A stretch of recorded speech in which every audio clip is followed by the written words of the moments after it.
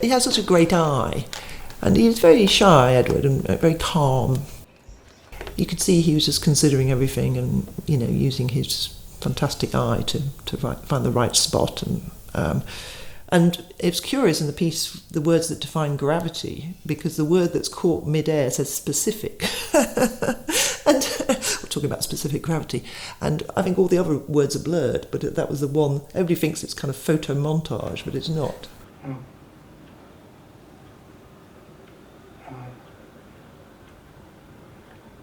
Cool.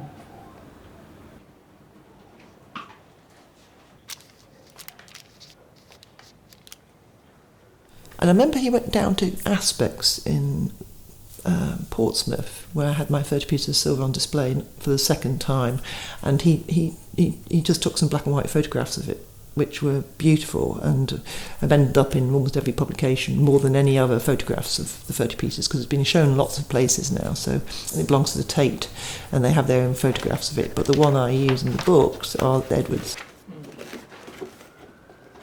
I think it's just because he's almost got the essence of the piece rather than recording the piece. There's something about his photography that allows the people looking at the photograph to see the piece the way it was intended, rather than it just being documentary shots. Edward has a fantastic capacity for using subtle colour filters to balance multiple light sources of different colour temperatures in a particular scene. Where there might be daylight, tungsten light and fluorescent light, all manner of things. Edward has a fantastic skill in working with analogue film and filtration, and not something you notice in the final photograph, but it's enormously significant, and an historical precedent for that would be Man Ray, who also was extremely good and highly regarded photographer of other artists' work.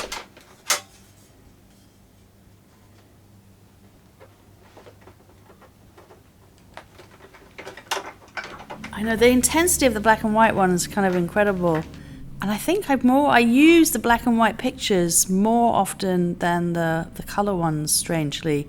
There's a richness to his photography that I really enjoy, a kind of intensity of kind of tone, and I feel like there's the sense of the colour in the black and white. The roses look more like scabs or, I don't know, wounds, so there's more of a sense of kind of death or something intense from the black and white pictures.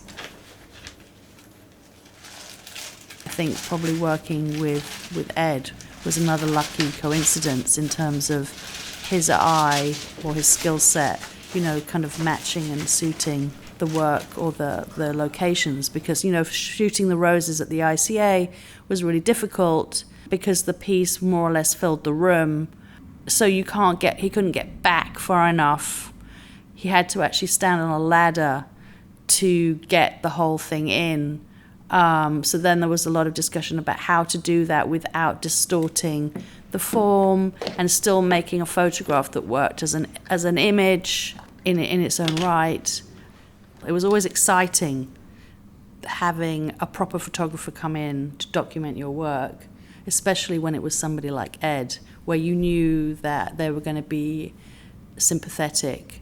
And it's also another way of seeing your work through the eyes or through somebody else's lens, in terms of how they focus the camera and what they think is important. I mean, he always listened to what I had to say or what I thought was important, and then he tried to work out how to capture that in the shot.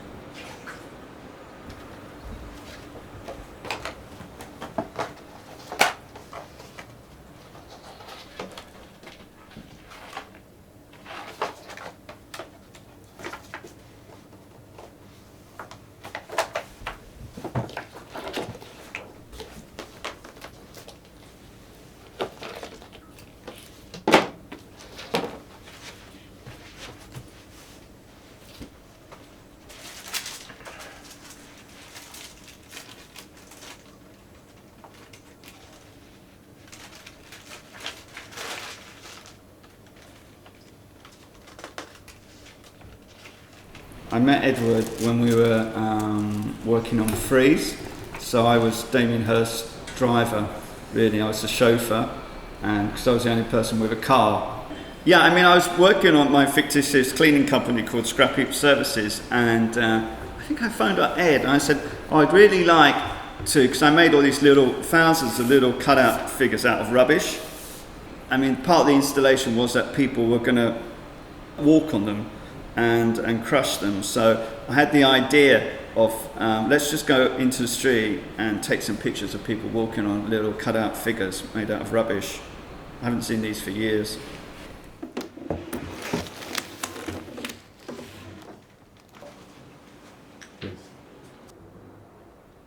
But I didn't realise Ed took pictures of these because I haven't seen, because I destroyed all my artist's archive, which is obviously partly is my photographic collection. It's obviously the 10x8s Ed would take for me, all the 5x4s that Ed took for me of market and various other things. So it's actually, oh really? Okay, so yeah, so these are like free hangings that I had at the PLA building back in 1988.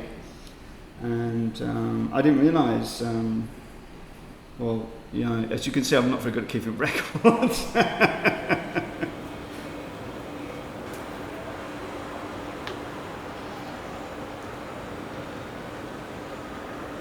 Must have been, I would imagine, in the late 80s, very early 90s. We have some photographs here of House, or the interior of House. So I think he must have photographed that. I don't actually remember that. But when we was doing the making of it, and it was a very complicated, long-winded process. And I would imagine from these pictures that he came in during that process and helped document it. There's some pictures of me looking extremely young and various members of the crew. And just a very nice presence to have around, because he was a sort of artist himself.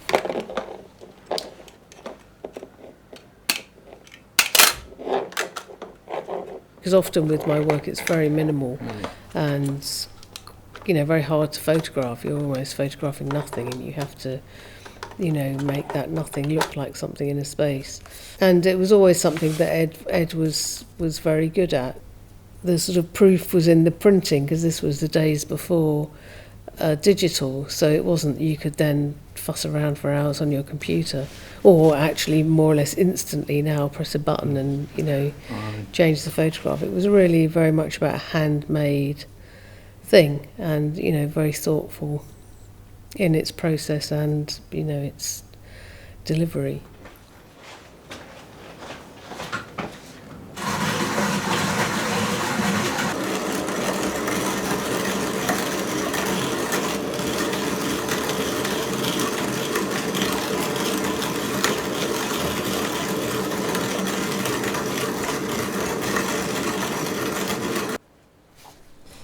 It was really Robin Klasnick at Matt's Gallery that was giving the opportunity for individuals to really examine the possibility of installation, and he'd already asked Edward to come in and photograph those installations, because Robin was a very die-hard believer in documentation, and particular to Matt's Gallery because nothing was permanent. There was an ongoing programme and people weren't making objects. It's not like you put it back in its box and take it away. Things were being made, like She Came In Through the Bathroom Window, 1989, where the window was actually drawn out of the space where it is normally located and brought into the room so that the outside world expands, but the interior architectural space actually shrinks.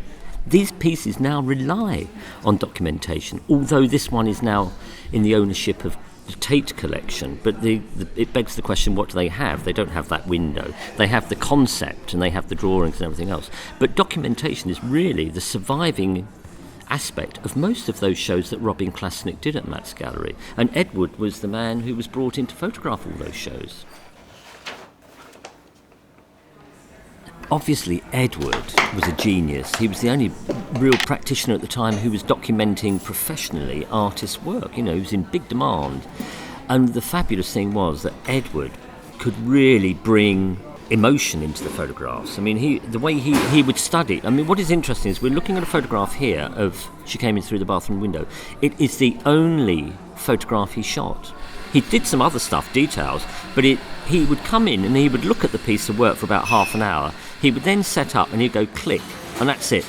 One image. There was not sort of like make 200 of them and pick the best one. He just took one shot. And also it's that translation. His world is 2D, my world is 3D, and he was able to take the 3D world, the real world, and see it as flat, to know exactly what he wanted to get.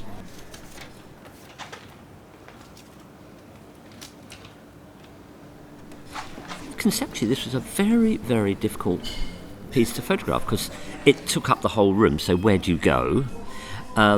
It was also at a kind of waist level, but to be viewed down onto at the same time, so the viewpoints were all a bit crazy.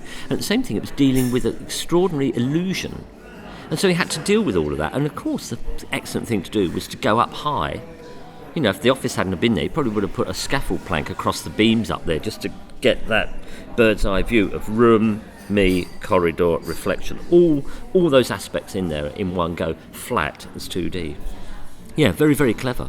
I mean, I've tried photographing these pieces, and when I look at them, it's almost impossible. And also, it was quite interesting watching him because it was a box camera. And of course his world is upside down in that box camera as well. So not only is he dealing with an image which is quite difficult to view, it's all upside down. He's got all his grid marks, and he'd go under and, you know, he'd witness it all. But it was very, very clever, very clever.